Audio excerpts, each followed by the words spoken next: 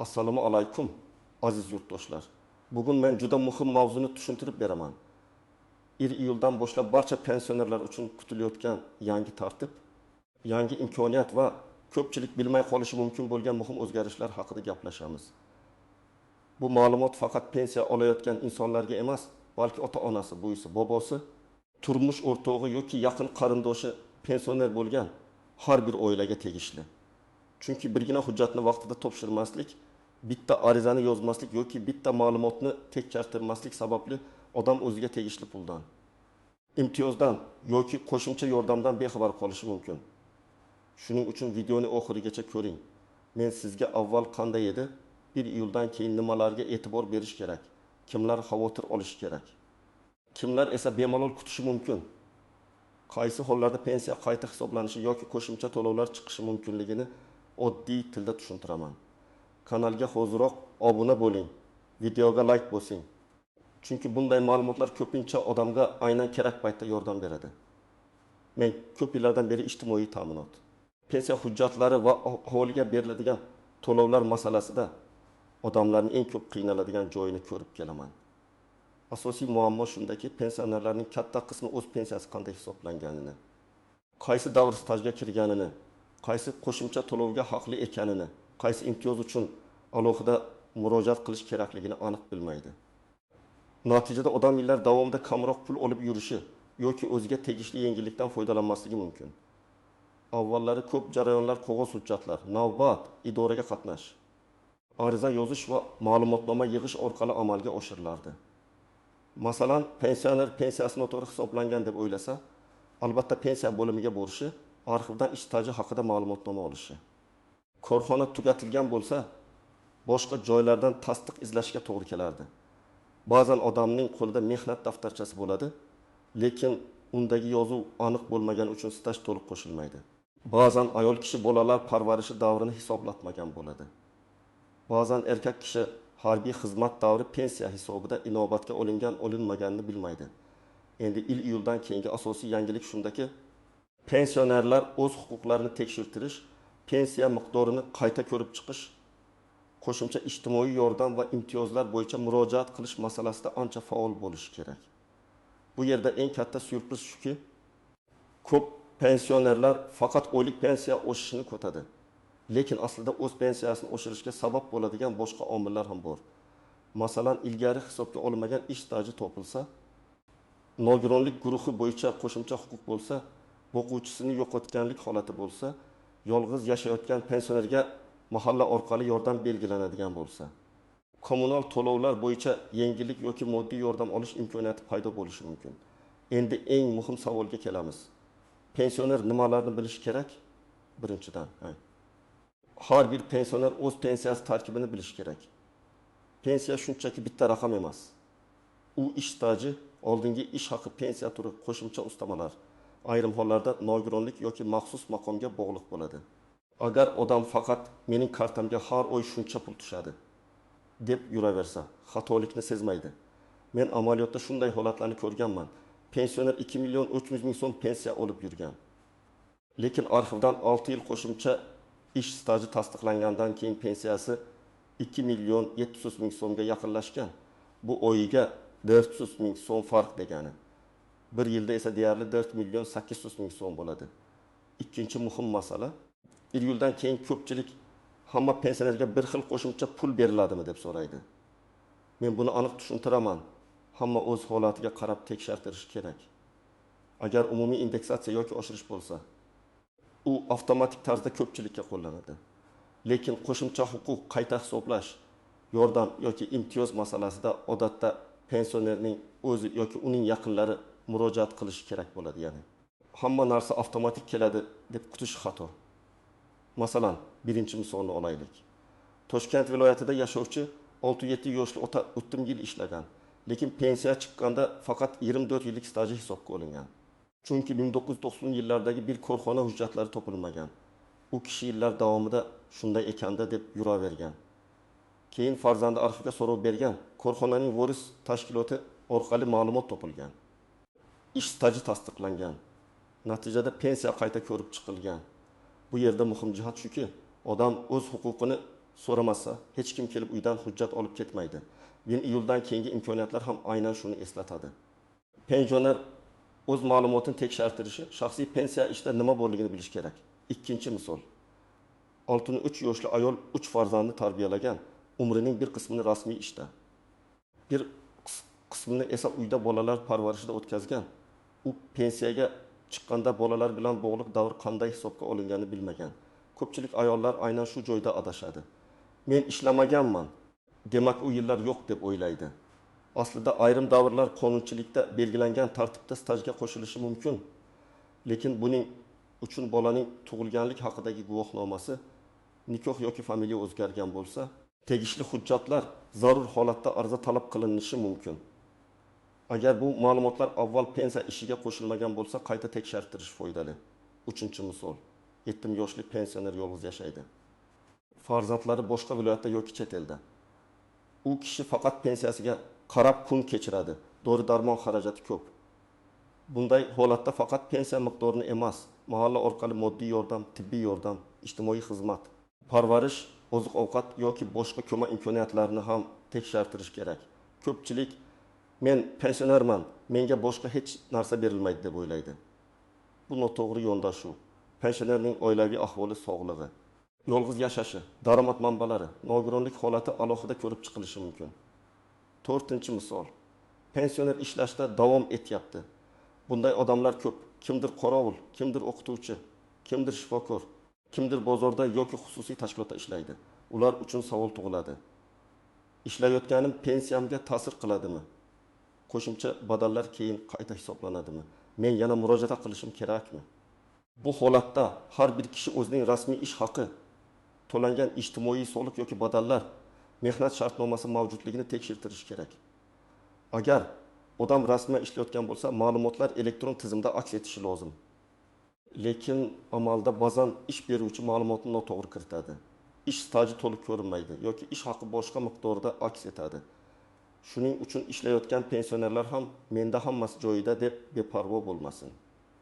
Kimlar albatta xavotir olishi va tekshirtirish kerak?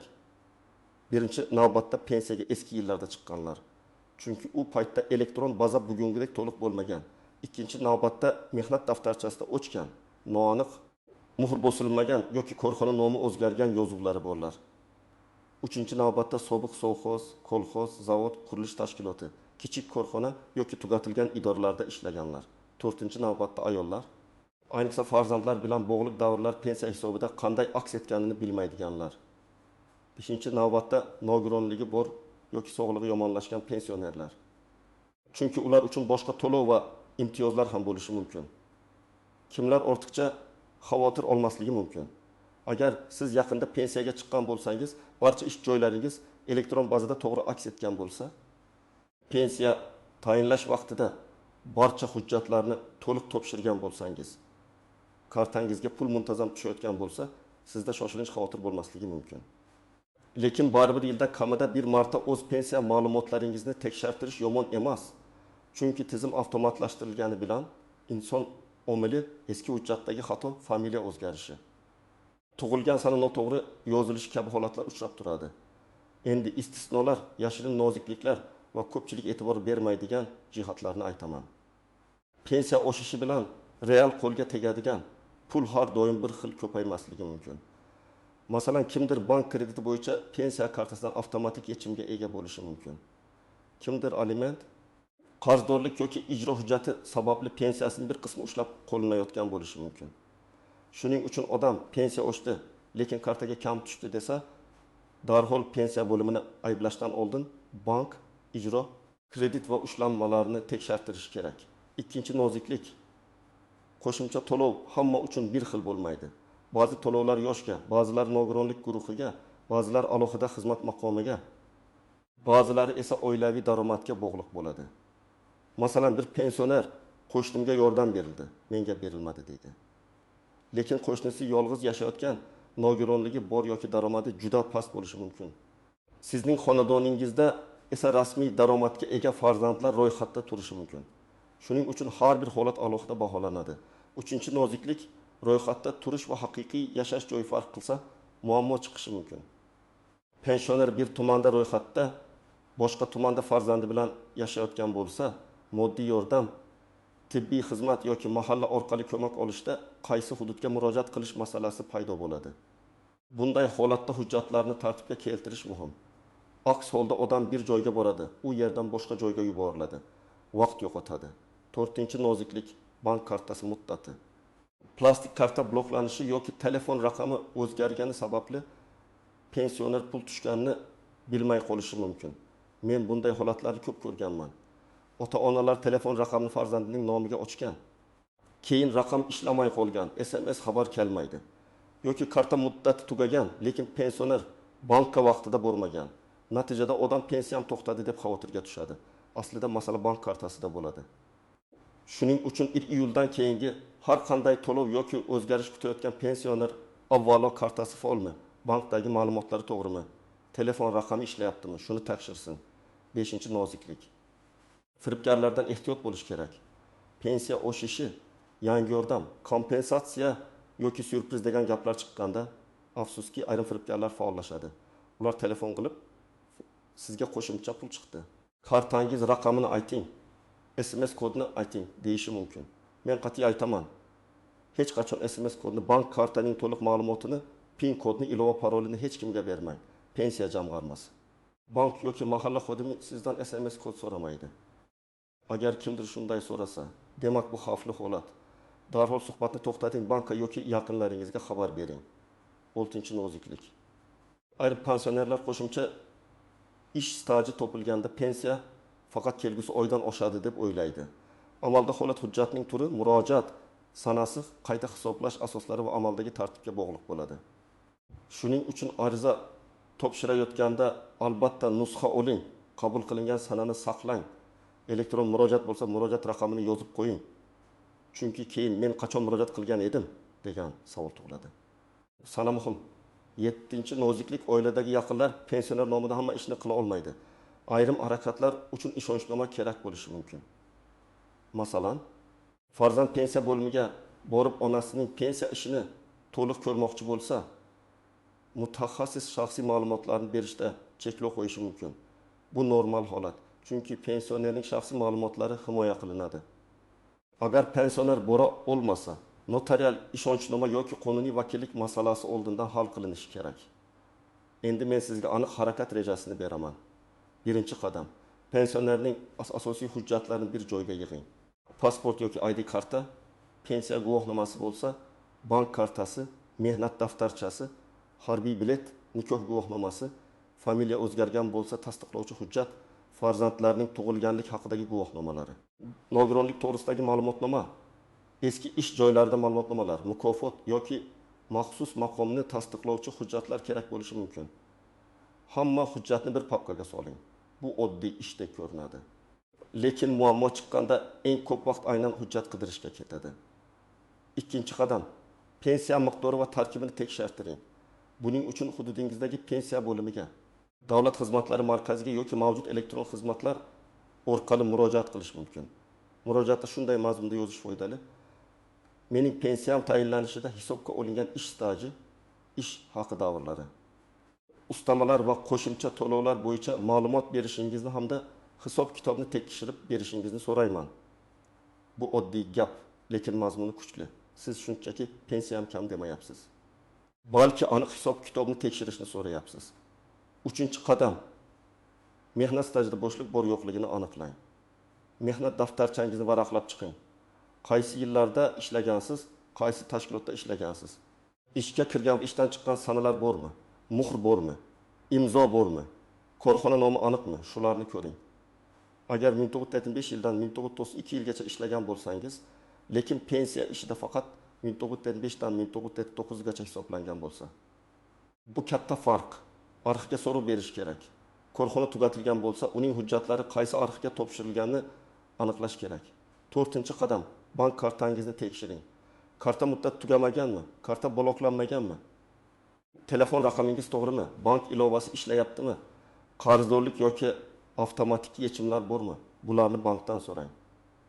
Ayniqsa iyuldan keyin yangi to'lov yoki oshirilgan summa tushishini kutayotgan bo'lsangiz, kartadagi texnik muammoni oldindan hal qiling. Beshinchi qadam, mahallaga murojaat qiling. Agar pensioner yolg'iz yashasa, daromadi kam bo'lsa, dori darmon xarajati ko'p bo'lsa, nogironligi bo'lsa yoki og'ir ijtimoiy holatda bo'lsa, mahalla raisi, xotin-qizlar faoli, hokim yordamchisi yoki ijtimoiy xodim bilan gaplashing. Menga qanday yordamlar, imtiyozlar, tibbiy yoki moddiy ko'maklar mavjud? Holatimni o'rganib berishingizni so'rayman deb murojaat qiling.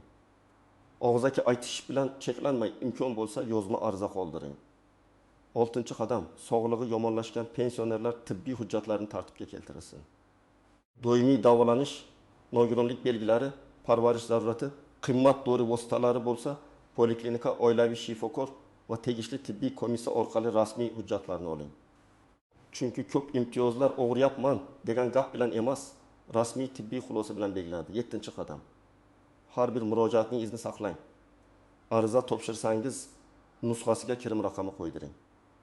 Elektron murojaat qilsangiz, raqamini yozib oling. Telefon orqali gaplashsangiz, qaysi sana, qaysi tashkilot, kim bilan gaplashganingizni daftar qilib yozing. Bu oddiy tartib keyin sizni ko'p sarsonlikdan saqlaydi. 8-qadam, yaqinlaringizga tushuntiring. Agar siz pensioner bo'lsangiz, bu ma'lumotni farzandlaringizga ayting. Agar siz farzand bo'lsangiz, ota-onangizning hujjatlarini bir ko'rib chiqing. Onajon, dadajon, pensiyangiz to'g'ri hisoblanganmi? Stajingiz to'liq kiritilganmi? Kartangiz ishlayaptimi deb so'rash uyat emas. Aksincha, bu g'amxo'rlik. Ko'p keksa insonlar idoraga borishni xohlamaydi, uyalmaydi. Qiynaladi yoki bolalarimni bezovta qilmay deydi. Lekin aynan farzandlarning yordami bilan ko'p masalalar tez hal bo'ladi. Azizlar, iyulda pensionerlar uchun kutilayotgan yangilik va syurprizning eng muhim tomoni shundaki, har bir pensioner o'z huquqini bilishi, pensiyasi qanday hisoblanganini tekshirtirishi, qo'shimcha yordam va imtiyozlardan bexabar qolmasligi kerak. Hamma narsani avtomatik kutib o'tirmang. Hujjatlaringizni yig'ing, pensiya hisobini tekshirtiring, bank kartangizni ko'ring, mahallaga murojaat qiling. Kerak bo'lsa arxivdan ma'lumot so'rang. Men ekspert sifatida sizga shuni maslahat beraman.